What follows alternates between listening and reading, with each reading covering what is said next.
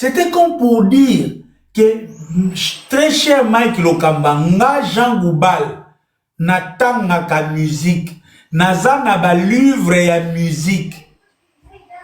L'opéra fait partie de la grande musique.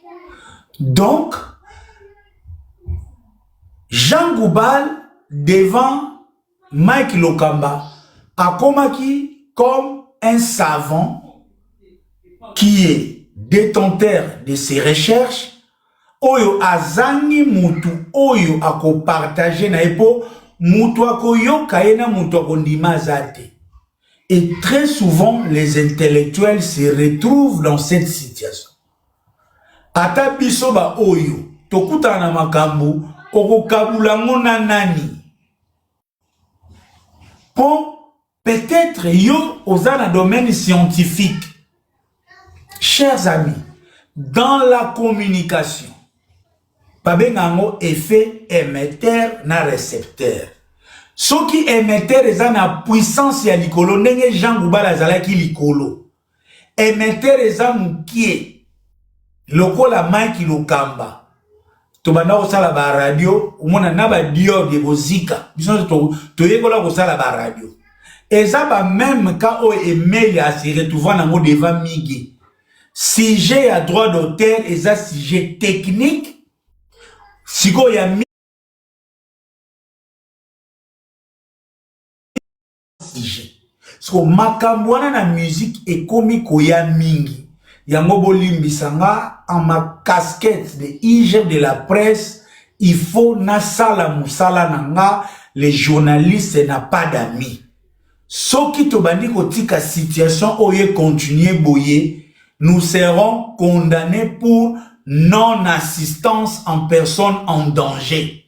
Au moment où nous parlons, même les chroniqueurs sont en danger parce qu'ils sont incapables de percevoir le sujet technique. L'opinion est en danger parce que l'opinion bazole saye biloko oyo ezaya buzo ba teinté de l'ignorance totale. Je ne suis pas le seul. Ici, j'en fais vraiment appel à tous les journalistes intellectuels. Pas journaliste ya Kala, pas journaliste ya Mounene, pas journaliste ya 20 ans, mais journaliste intellectuel. Parce que sur des questions techniques, un journaliste intellectuel ne peut pas transiger. J'en viens. Désormais, Mutulokola, Maïka, Mounan, Bomona ke lokola professeur Mbata. Je répète, Mutulokola, Maïka, Mounan, Soko Moniye, Bengaye, professeur Mbata. Parce que makambu professeur Mbata akoma koloba na TV yango tatangisa na classe. Wana babenga bango science sans conscience. Maïka Mounan aza zobate. Maïka Mounan n'est pas un étranger dans la musique, même dans la grande musique. Mais Maïka Mounan est tombé très bas par une simple promesse. Il y a prestation à Stade de France, il y a Banzembo, il y a droit chemin. Maïka Mounan est venu tenter de contredire Jean Goubal en présentant des arguments fallacieux. Comme pour dire un intellectuel qui sert des intérêts subjectifs qui n'a rien à voir avec l'intérêt général. Wazé Kwakutu, lui, c'est un mouton de Fali naturel. Yemoko, Wazé Kwa, Yemoko Aloba émission, et pas Israël Moutombo. Aloba, qui est maître Gims, loko lana débat Oyo. Les internautes se sont servis na argument ya Wazé Kwa. Lui-même s'est senti dans le devoir de venir défendre son maître Fally, l'autre là, maintenant en venant avec des confusions. Il y a une confusion. On parle de grande musique et petite musique. Il y a komiko ya na makambu ya rumba. C'est comme si ceux qui Jean Goubal a lobby que Gims fait l'opéra et ça grande musique. On dirait Jean Goubal a fingi rumba. Donc bota la niveau, il y a des intellectuels tous na bango na Congo. Bota la niveau, il y a des intellectuels tous na Congo. Donc Moutou a lobby à quoi comparer Gims n'a Fally pour Gims ça c'est la opéra qui appartient à la grande musique. Yomba la moko au début que non Gims a fingi rumba. Na évité lien nini oyo waze kwa sali entre opéra comme un genre musical appartenant à la catégorie de la grande musique et la rumba un genre musical appartenant à la petite musique. Naïbité. Donc, allez-y comprendre, devoir nini biso bamvuluzi, tozana yango pe attitude nini, il faut tozana bango parce que, je ne sais pas moi, et heureusement, à chaque période, Nzambe azanga kate kotinda des gens lumineux pour sauver ne fût-ce que la conscience générale. Chers amis, sur le plan technique, parce que le sujet est comme tel, confusion ya Maïka Mounan, confusion ya Félix Wazekwa, isa adjectif grand, et grand isa verbe awate, isa adjectif yé.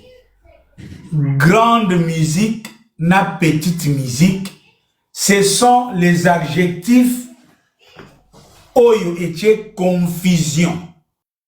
Donc, na Fally oyo azo silika. Na Fally oyo azo kanisa Jean Goubal Tcholiye. Yepe lokola kenda classe nilaïte azo zwa adjectif wana grand na petit au balbara de manière péjorative.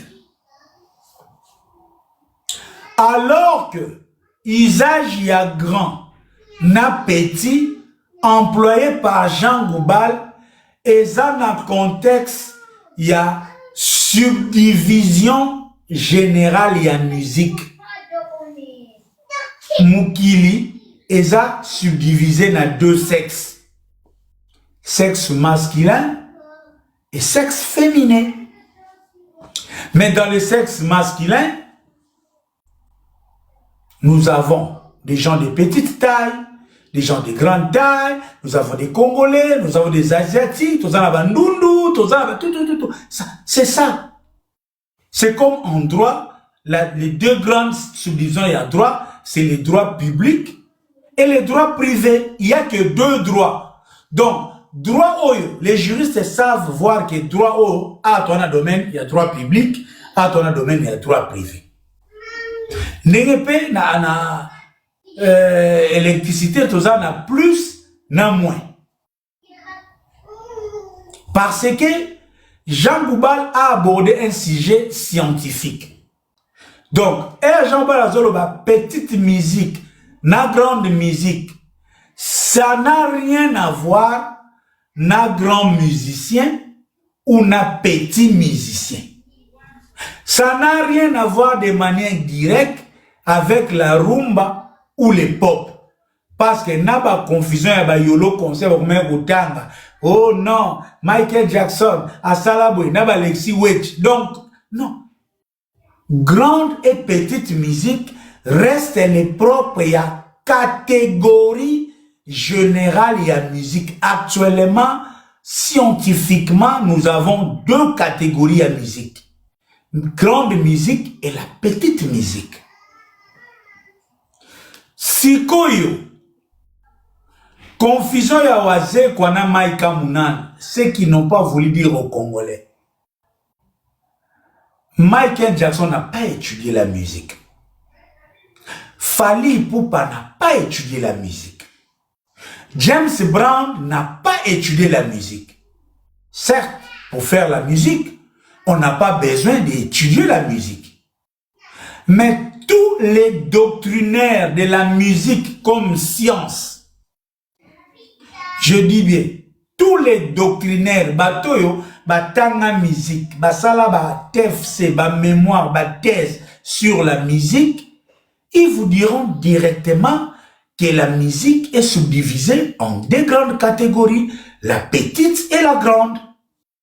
Donc, ils ont tout débat, ils ont tout les solos, parce que là, on débat, bozo, mais la bozo, c'est quand, ah non, oui, lui, Beethoven, lui, était dans la grande musique, hein. Bon, Michael Jackson, lui, était dans la petite musique, hein. Oh, bon, Gibbs, il fait de l'opéra, yeah, il mélange entre la grande et la petite musique. Yeah, bon, Federico, là, il fait de la petite musique, mais parfois, il a aussi à utiliser de la grande musique, et regardez un peu dans les chemins. Donc, ils ont tout il y a les solos entre les savants, ou encore les culturels ou les érudits.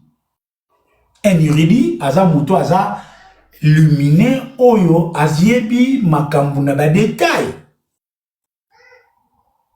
Soto zaki na pays moya batu baza complexité.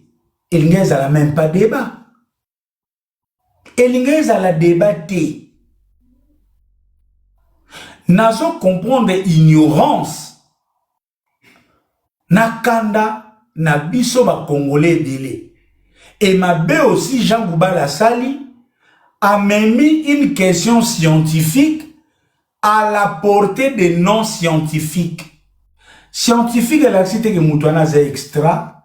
Un scientifique azaka Moutou ya kindaka na ba méthode vérifiée et vérifiable na expérimentation et surtout na recherche.